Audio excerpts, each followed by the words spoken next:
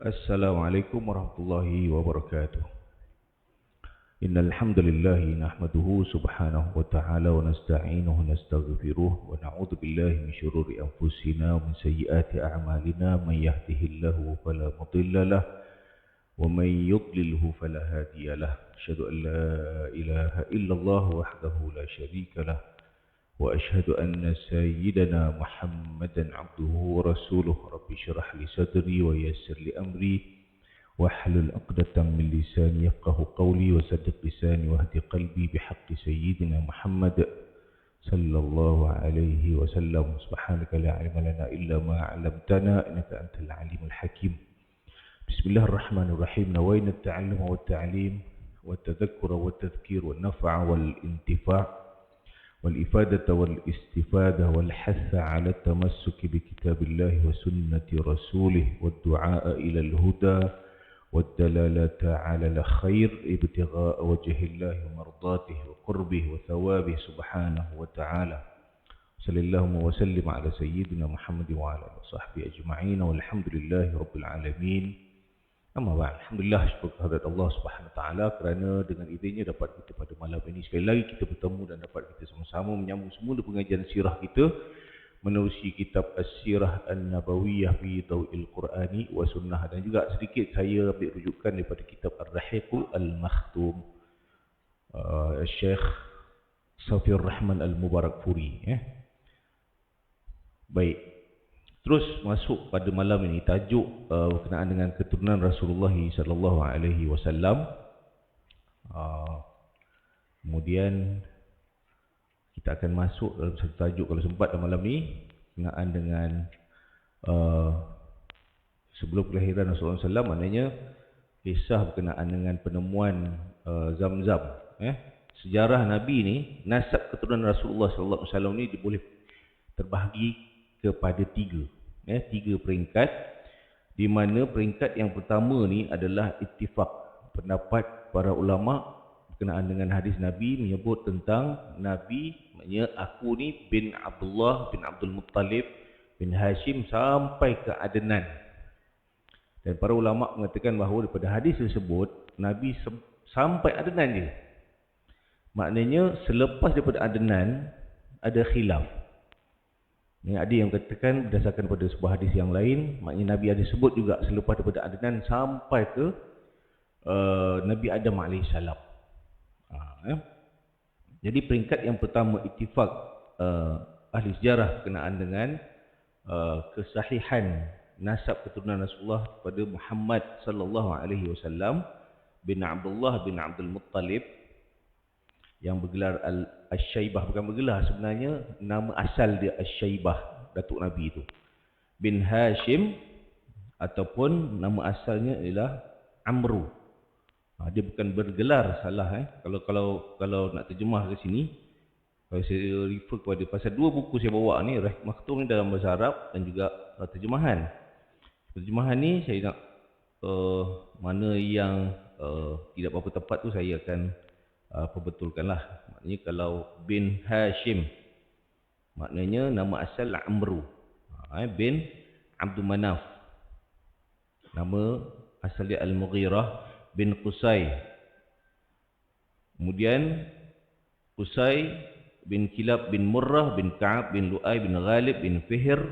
Fihr nama asal menurut sebagian ulama sirah mengatakan Fihr ada asal nama Quraisy. Bin Malik bin Nadr bin Kinanah bin Khuzaimah bin Mudrikah bin Ilyas bin Mudar bin Nizar bin Ma'ad bin Adnan. Ini confirm. Yang ini sabit daripada hadis Nabi SAW. Kemudian ini khilaf. Selepas daripada Adnan ni khilaf. Sebelum sampai ke Nabi Allah Ismail AS.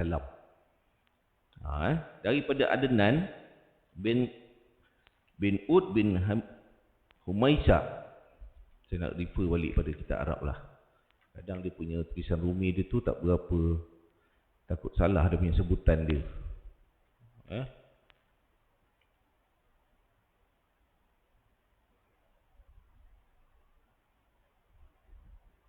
Mana pula Al-Rumi?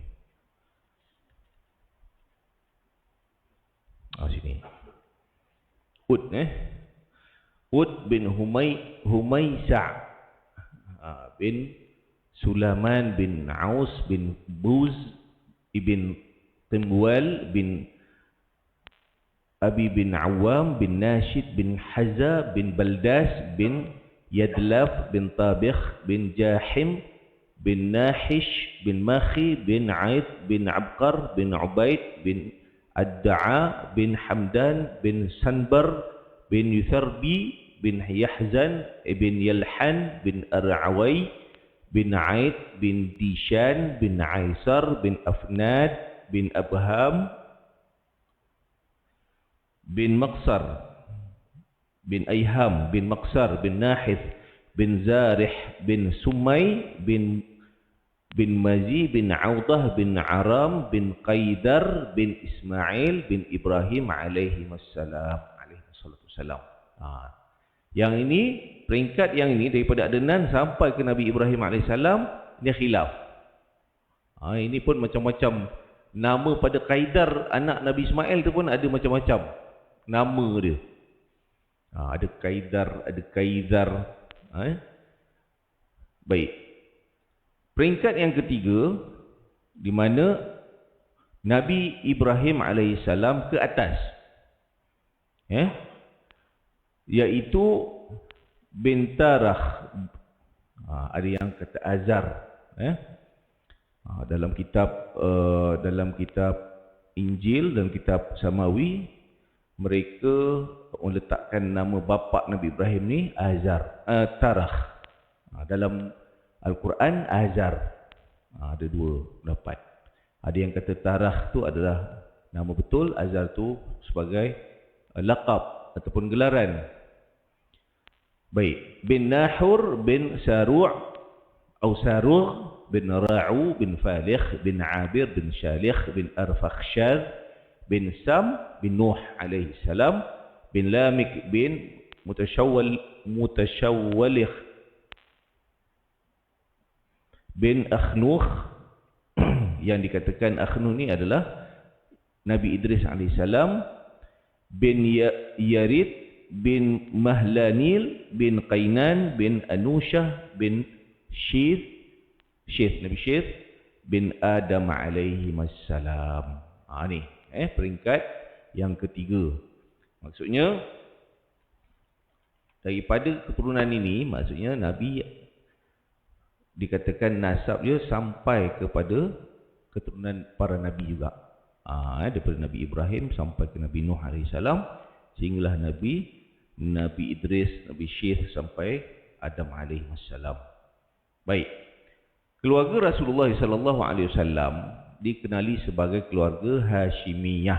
Ini nasab kepada unyang Nabi Hashim yang makamnya dekat Gaza.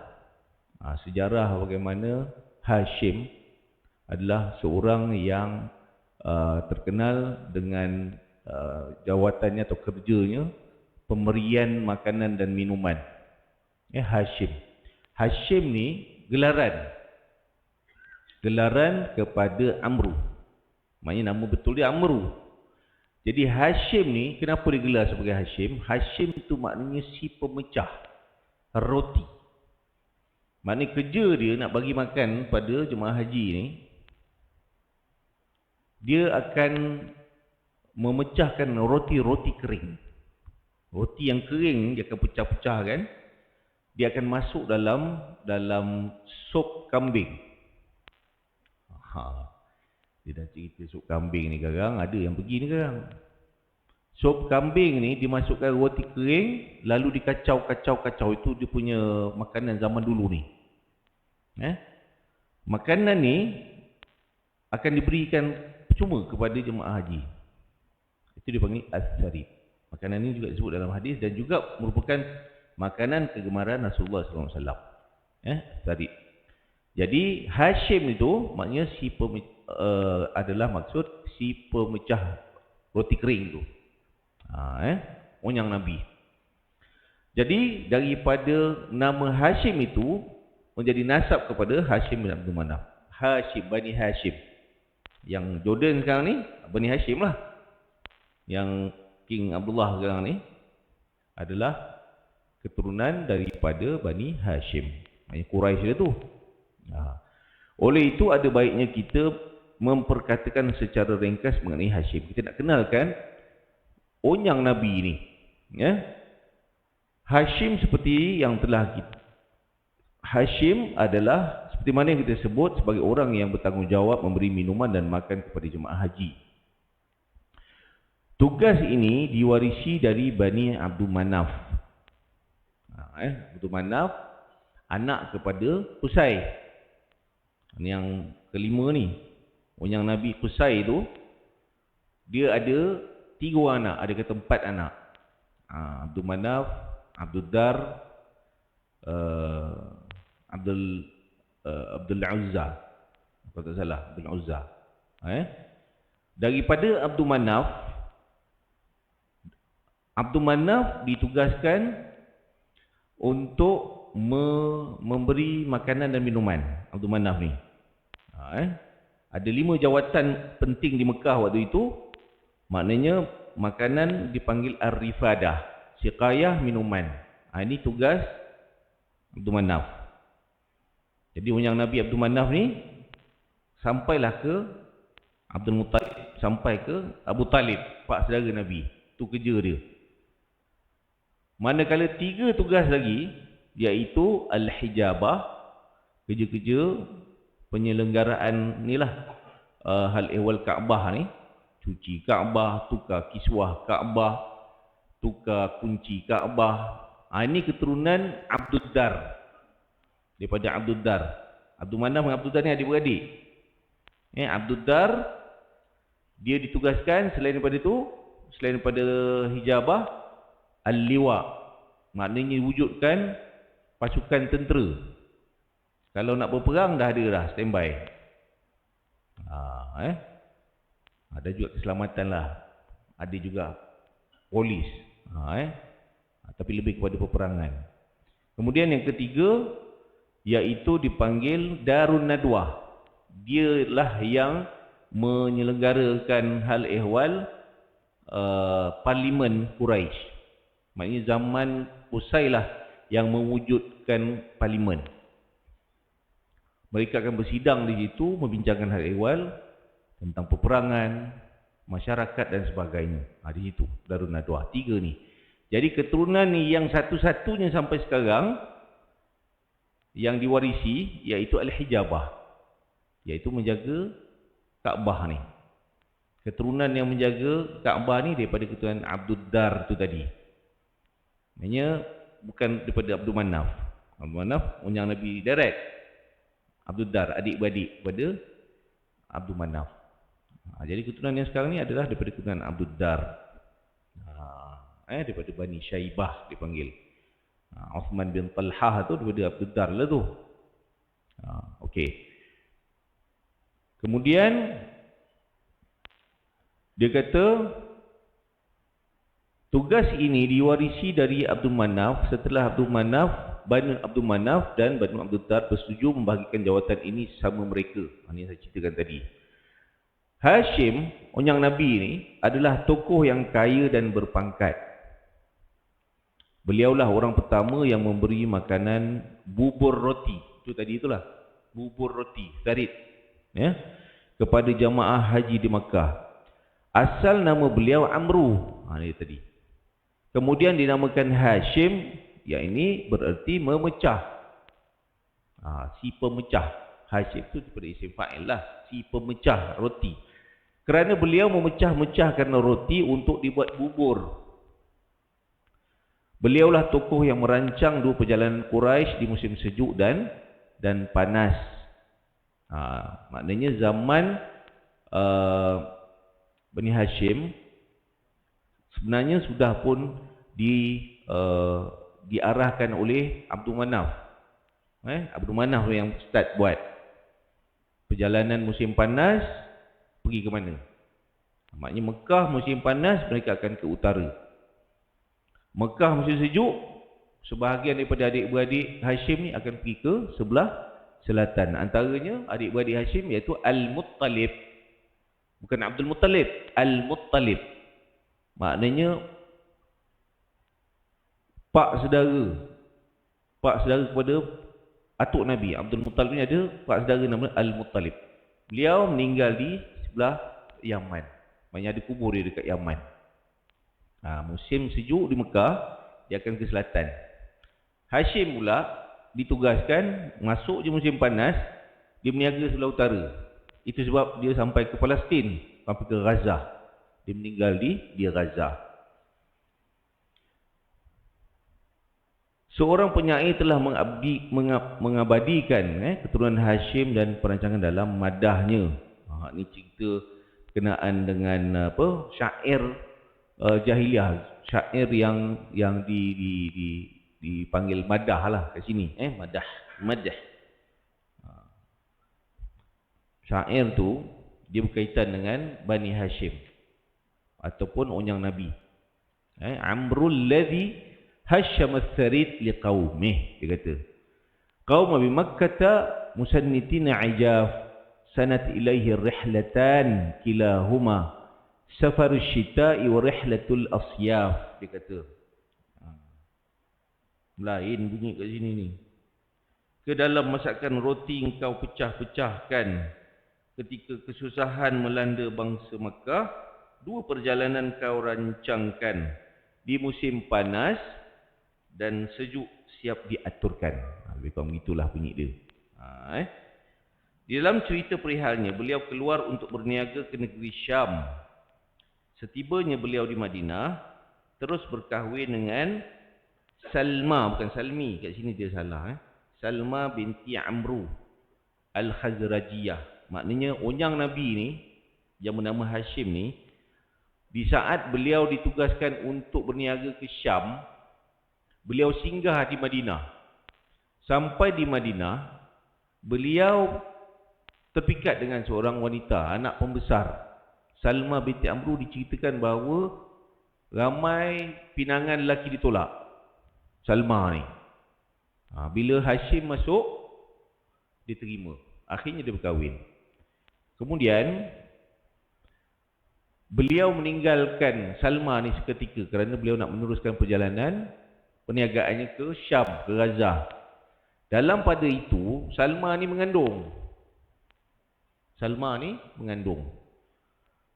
Jadi, akhirnya ketika di Gaza, Hashim jatuh sakit. Di sana beliau meninggal dunia. Meninggal dunia di sana, lahirlah Abdul Muttalib. Ni, atuk Nabi ni dia lahir kat Madinah. Daripada kampung Al-Khazraj. Keturunan Bani Najjar. Bani Najjar maknanya di Madinah ni tuan-tuan. Kabilah Arab ni dengan kabilah Yahudi, banyak lagi kabilah Yahudi daripada Arab. Yang terkenal di Madinah tu dua tu lah, Aus dan Khazraj. Boleh katakan yang lain-lain kebanyakan banyak kampung Yahudi. Saya umrah tahun lepas, 2 tahun lepas lagi, 2022, bulan 12 tu, kebetulan saya berjumpa dengan Ustaz Syed Abdul Qadir Jufri. Kemudian ada seorang pelajar Madinah, dia bawa kami ni malam tu. Budak ni pun dia hebat juga dalam sirah. Jadi saya sukalah orang yang sirah ni, saya memang sukalah. Jadi dia bawa kami malam lepas isyak saja. Bukan, lepas maghrib. Kami jumpa kat luar makan, lepas tu lepas maghrib tu kami gerak. Jadi dibawa ke kawasan-kawasan kampung-kampung Yahudi. Terlalu banyak tuan-tuan. Rupanya di Madinah ni, perkampungan Yahudi ni banyak. Sejarah dia. Cuma dia tak sampailah bawa sampai ke Khaybar tu. Khaybar lagi jauh lah. Lebih kurang Khaybar je. Khaybar dengan Madinah, perkampungan Yahudi banyak. Khaybar kampung Yahudi yang ditinggalkan. Perkampungan Khaybar, perkampungan yang dipanggil Ghost Village lah kan. Atau Ghost City pula. Maknanya kawasan yang telah ditinggalkan. setelah mereka diusir daripada Jazirah Arabiah. Sejarah bagaimana orang-orang Yahudi ini menetap di Madinah dan Khaybar ni adalah bermula pada zaman Bukhtanasar, raja Arab yang dikatakan memang zalim terhadap orang Yahudi lah. Terpaksalah mereka keluar daripada bumi Iraq. Mereka ni mencari penempatan sehingga mereka berhijrah di Madinah, Yathrib waktu itu, dan di Khaybar.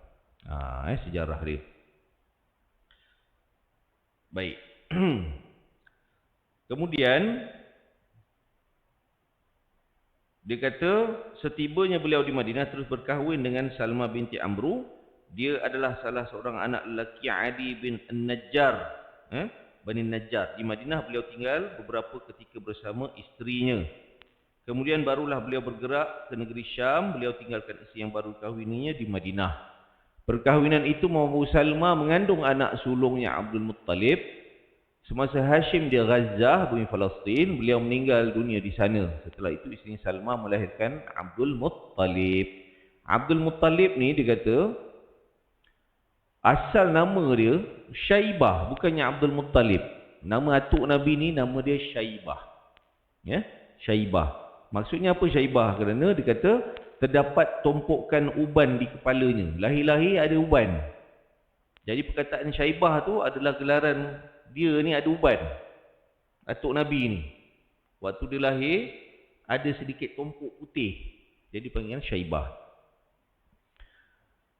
Untuk seterusnya, Salma mendidik anaknya Abdul Muttalib di Yathrib. Hal ini tidak diketahui oleh keluarga Hashim di Makkah. Dengan ini, Hashim mempunyai 4 orang anak lelaki, iaitu Asad, Abu Saifi, Nadlah dan Abdul Muttalib. Dan anak perempuan seramai 5 orang, iaitu Ashifa, Khalidah, Daifah, Uqayyah dan Jannah.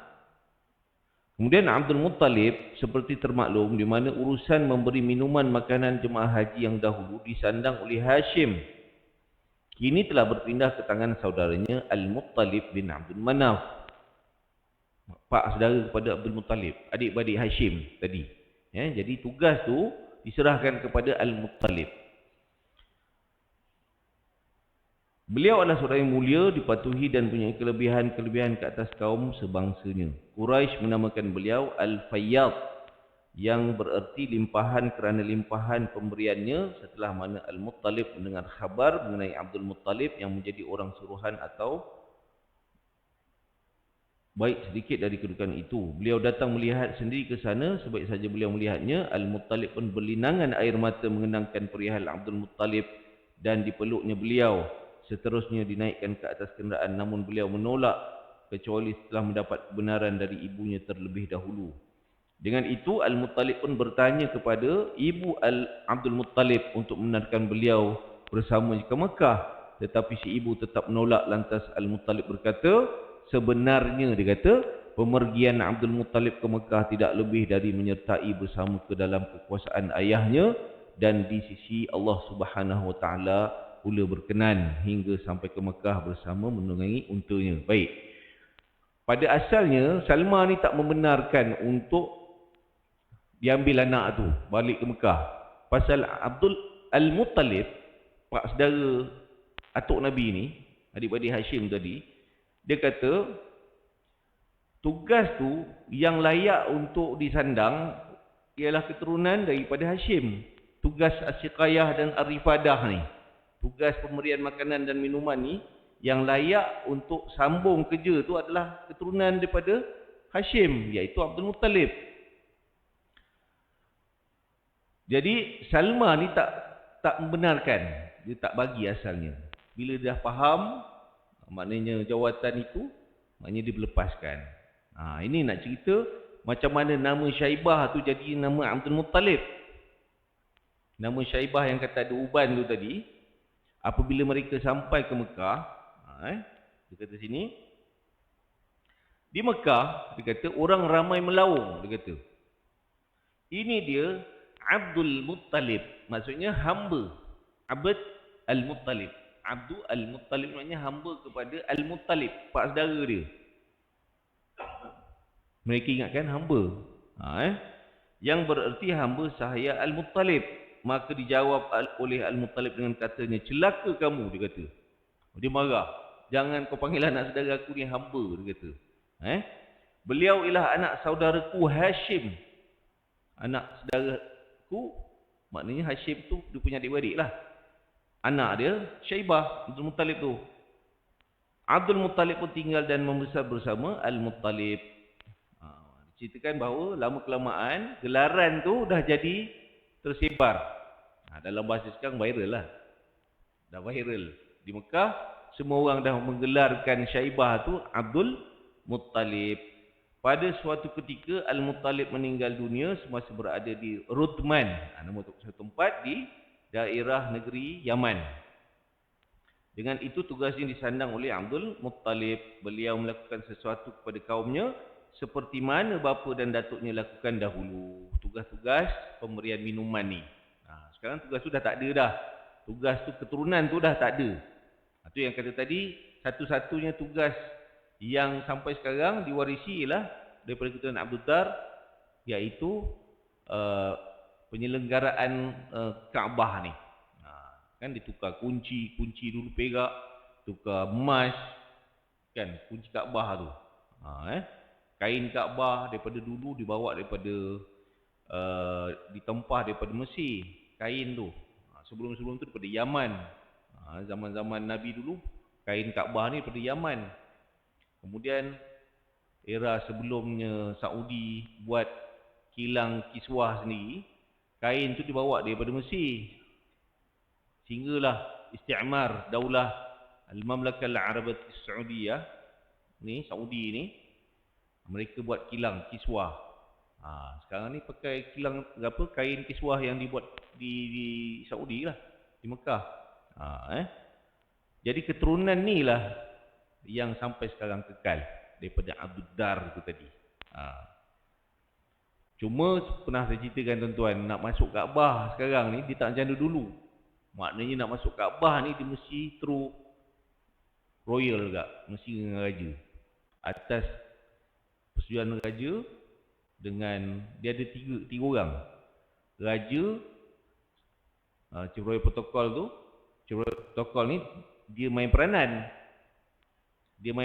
Chief Royal Protocol ni dia yang akan jumpa raja, kemudian dia akan jumpa Bani Syaibah. Jadi untuk masuk ke dalam Kaabah, dia yang main peranan ni. Tetapkan bila tarikh dia apa semua. Raja kata okey, Bani Syaibah pun kata okey, baru masuk Kaabah. Ada yang maknanya duyuf Rahman yang betul-betul duyuf kepada Al-Malaki. Duyuf maknanya tetamu kepada raja. Datang tu atas tiket maknanya jemputan raja ni, dia tak ada nak bayar-bayar. Ada yang bayar pun ada kah? Tuan-tuan, jangan tak ada, ingat tak ada bayar. Bayar juga. 800 tu hari sahabat lah cerita. Dia yang bawa bosku bawa masuk tu, dia yang arrange kan. Dia yang bawa jumpa dengan Chief Royal Protocol bawa Malaysia. Entertain seminggu kat Malaysia ni. Bawa datang rumah, bawa pergi Arab, tahulah itulah tempatnya, Langkawi, Cameron. Dia bawa jalan semua. Baru masuk line. Baru cerita nak bawa bosku ni bawa masuk dalam Kaabah. Kemudian seorang lagi yang Bani Syaibah ni pun datang Malaysia. Dia entertain juga. Deal tu cukup lama juga tu. Sampailah maknanya kebetulan masa tu King Salman datang. Masa tu diserahkan surat. Masa tu lah kita tengok macam mana nanti. Akhirnya dapat jawapan yang positif. Dapatlah mereka ni pergi. Yang mahal tu bukan sahaja dapat masuk ke dalam Kaabah tu, bawa masuk dalam bilik Aisyah tu, yang makam Nabi dalam tu. Yang itu yang paling mahal. Sehebat-hebat mana pun kita punya pemimpin, yang masuk makam tu tak ada lagi. Bosku yang dapat masuk, itu yang hebat tu. Itu delay pula. itu deal dengan satu lagi yang sana penjaga makam Rasulullah SAW. Sana punya deal lain, dia tak sama dengan ni, Kaabah punya hal. Itu kena deal lain. Tak tahulah, yang itu tak dengar pula berapa bayar. Yang ini 800,000 bayar ni, yang nak masuk Kaabah ni. Sahabat ni kata dia dah 2 kali masuk. Satu zaman dia dengan Erdogan. Erdogan tu dia masuk, dia tumpang. Pasal dia dah baik dengan Bani Syaibah punya orang, okey, dia selitkan nama. Tu yang dia masuk juga Kaabah. Yang kali yang kedua, dia yang arrange kan. Kita bilalah dapat masuk tuan-tuan. Tu yang dia cerita pengalaman dia masuk Kaabah tu, dia cerita, dia kata dalam Kaabah ni dia macam vibrate, dia rasa macam ada getaran. Getaran tu daripada bawah naik ke atas. Tak tahulah getaran tu disebabkan oleh orang keliling tawaf tu kan. Jadi menyebabkan getaran dalam Kaabah tu, wallahu alam. Tapi dia cerita begitulah. Maknanya getaran yang macam ada wave. Seolah-olah macam kalau doa tu rasa macam terangkat. Sama juga dalam makam yang dalam bilik Aisyah tu. Dia cerita dengan saya, dia nak tabarruk lah kan, kononnya. Maknanya pada kain-kain yang menutupi makam tu, kain merah ada, kain hijau ada, dah berdebu. Jadi yang iring dia ni, dia benarkan 11 orang je. Yang masuk dalam makam ni, 11 orang je. Tu yang dia ada adik tak lepas tu, menangis adik dia. Kan, dah berkobar-kobar nak masuk dalam, tak lepas. 11 orang je. Minta maaf, yang lebih tak boleh, dia kata. Okey. Bila masuk, dia tengok semua berdebu. Kan benda tu lama kan. Berapa belas tahun. Maknanya mungkin sebelum dia yang Chechen punya pemimpin tu lah masuk. Jadi benda tu dah berdebu, dia jilat tuan-tuan. Ni sekawan ni, dia jilat kain tu. Jadi polis yang iring masuk tu, brother, dia kata, this is problem, dia kata. Brother, kau jangan jilat ni. Kau pahal nak jilat-jilat ni, dia kata.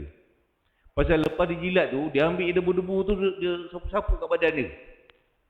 Pasal dia nak tabarrukkan kain makam Rasulullah. Sana memang pantang lah benda-benda gini kan.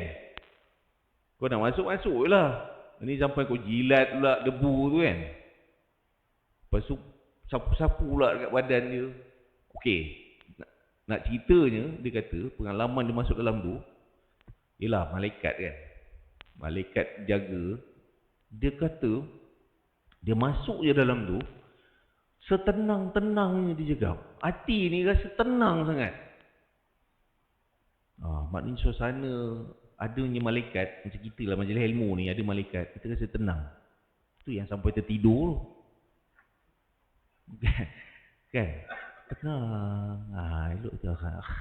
Ada sampai dengar dengku. Nak tenang, ada malaikat. Dia tak sama dengan tempat yang berhantu. Tempat berhantu masuk, dia jadi serabut. Hati dia serabut pasal jin. Jin kafir ni lah. Jin Islam tak macam tu lah kita. Maksudnya kita rasa macam takut, seram kan. Masuk dalam tu dia tenang. Dia kata tak pernah dia rasa ketenangan macam tu, dia kata. Setenang-tenang je. Tu katakan malaikat jaga. Madinah tu dah malaikat jaga dalam hadis sebut kan. Dalam makam tu dah tentulah malaikat pun ada juga. Itu yang rasa tenang tu, iklan lah sikit tuan-tuan kan. Tak adalah bosan. Kita tengok layu kan. Kita cerita sikit iklan. Okey. Jadi akhirnya Syaibah tu tadi digelar sebagai Abdul Muttalib. Dan setelah bapa saudaranya Al-Muttalib meninggal dunia di Rudman di Yaman itu, beliau mengambil alih tugasan itu. Dia lakukan seperti mana bapa dan datuknya lakukan dahulu. Dengan itu beliau disanjung dan mendapat kedudukan terpuji yang belum pernah diberikan kepada tokoh-tokoh lain sebelum ini. Beliau dikasihi dan menjadi orang yang terpenting di kalangan masyarakatnya. Semasa kematian Al-Muttalib, Naufal telah melanggar ke halaman Abdul Muttalib, menyebabkan kemarahan Abdul Muttalib. Naufal ni siapa tuan? Naufal ni adik-beradik mereka juga. Al-Muttalib, Hashim, ada Naufal, adik-beradik dia. Jadi Naufal ni dia mungkin tak berpuas hati kot. Pasal kerja-kerja tu diserahkan kepada anak saudara dia, iaitu Datuk Nabi. Lalu beliau meminta pertolongan dari tokoh-tokoh Quraisy, namun mereka berkata, kami tidak mahu campur tangan urusan kamu dan bapa saudara kamu. Dengan itu beliau meminta pertolongan bapa saudara sebelah ibunya. Sebelah ibu dia ialah keturunan daripada Bani Najjar Yathrib, Madinah. Melalui beberapa rangkap syair di sana, bapa saudaranya Abu Sa'ad bin Adi pun turun ke Makkah. Abdul Muttalib menyambut kedatangan mereka dengan katanya, dipersilakan ke rumah dahulu wahai ayahanda. Tetapi Abu Sa'ad menjawab, tidak, demi Allah biar aku bertemu dengan Naufal terlebih dahulu. Abu Sa'ad menemui Naufal semasa beliau sedang duduk bersama ketua-ketua Quraisy. Tanpa berlengah lagi, Abu Sa'ad terus menghunus pedangnya ke muka Naufal sambil berkata, demi Tuhan rumah ini, Rabbil Ka'bah. Itu sumpahan yang diungkapkan pada zaman jahiliah sampai sekarang. Kalau kita pergi Mekah, Arab kalau bersumpah, Rabbul Ka'bah tu mesti ada. Rabbul Ka'bah, qasam billah wa Rabbul Ka'bah. Itu kalau Arab dia suka bersumpah ni. Arab punya style.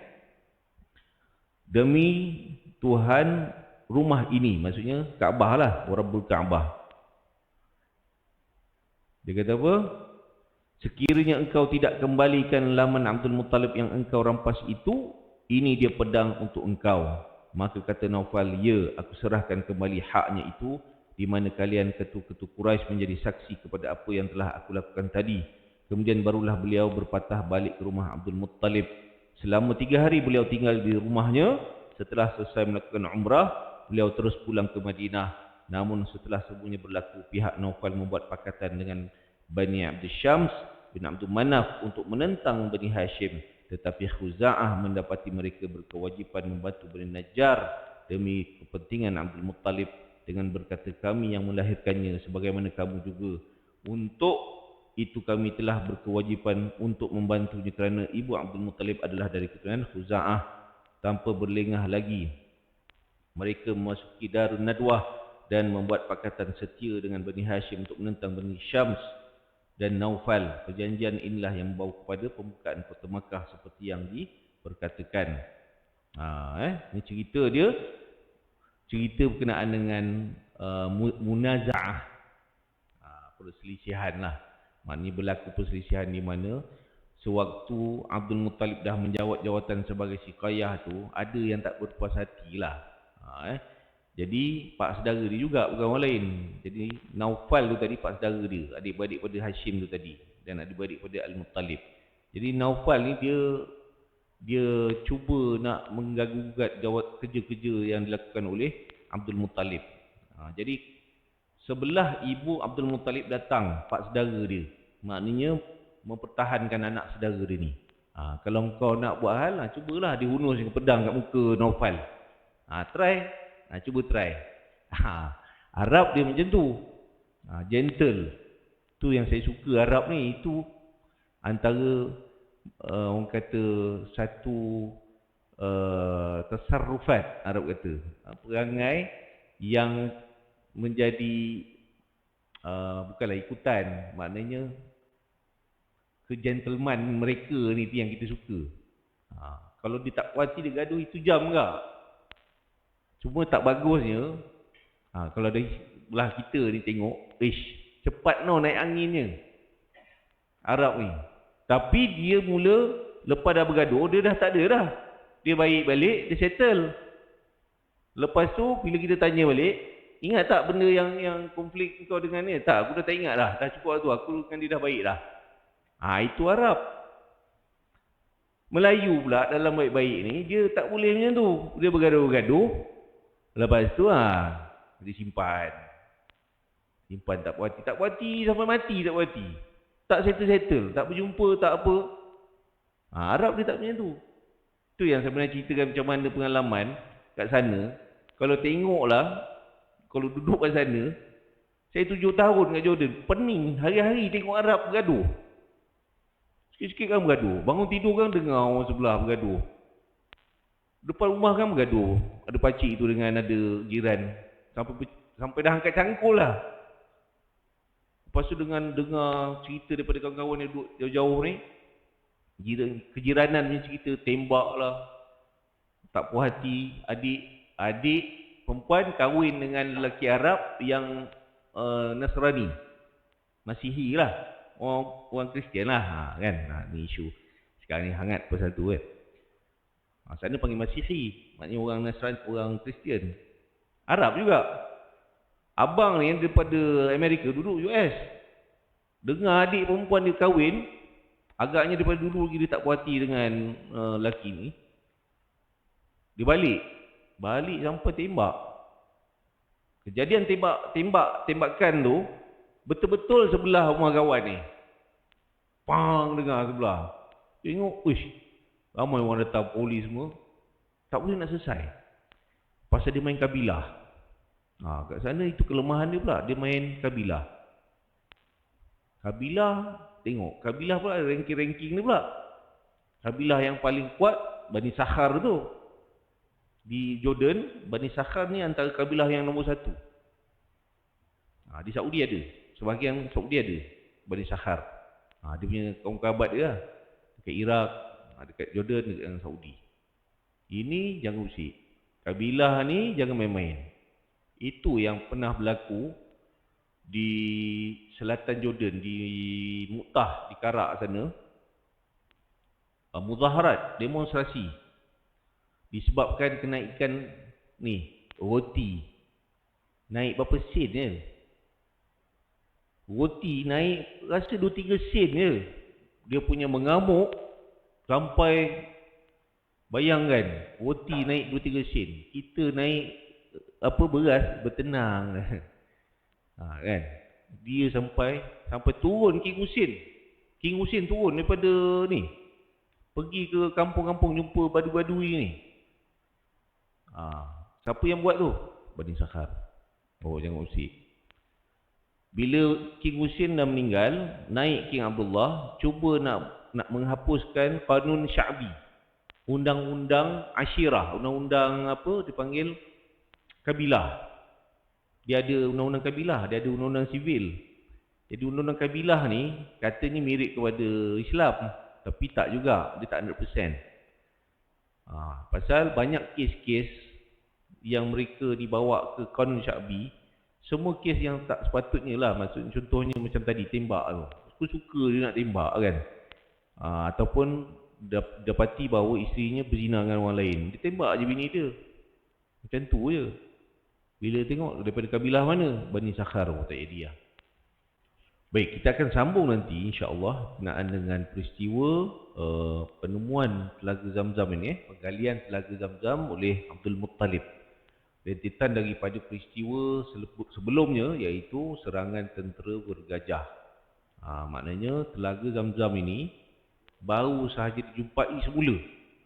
Sebelumnya pada zaman Bani Khuza'ah, Telaga Zamzam ni telah pun ditutup, dikambus oleh kabilah Jurhum. Jumpa semula. Maknanya berapa lama tu Zamzam tak ada. Baik, persoalannya, As-Siqayah, tugas-tugas pemberian air, dari mana datang air ni pula? Kata Zamzam tak ada, air datang mana?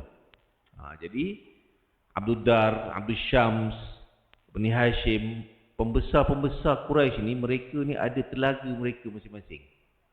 Jadi telaga-telaga ini lah gunakan untuk minuman kepada jemaah haji.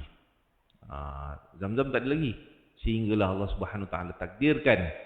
Dalam riwayat Ibn Ishaq dia cerita tentang penemuan semula Abdul Muttalib berdasarkan mimpi-mimpi yang dilaluinya 4 malam berturut-turut. 4 malam dia bermimpi, dalam mimpi itu seolah memberikan petunjuk kepada Abdul Muttalib di manakah tempatnya yang dikatakan Telaga Zamzam tu. Sebelum tu tak ada Telaga Zamzam, dah tutup dah. Dia dah seal. Jurhum dah seal. Sewaktu mereka ni kalah dalam peperangan antara peperangan dengan Bani Khuza'ah.